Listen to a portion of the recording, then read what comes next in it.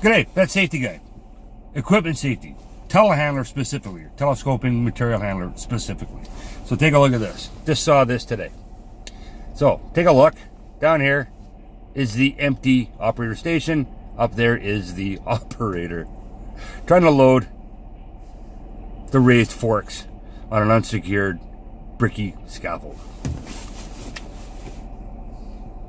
In Ontario, again, where my knowledge is heavily based, it's stated in our regulations that you can't have that tool up in the air without your butt in the operator's seat. Okay, so I got the worker down and he climbed down the scaffold, which you can't do either, however. So I had to ask him why he was up there. He said, you know, in very, very broken English, so I had to get a translator, that he didn't have enough help. So what he was doing was actually dismantling that scaffold by himself.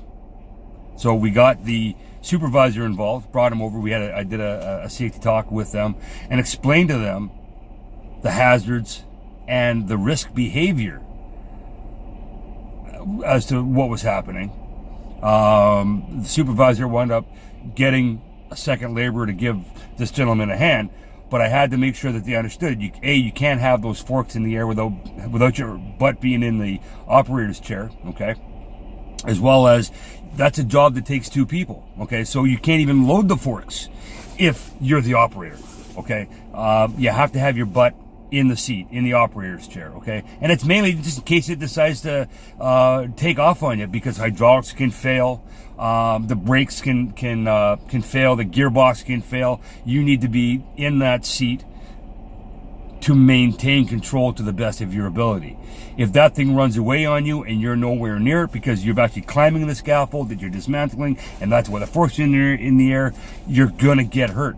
Bad things are gonna happen. So operators, stick to your training.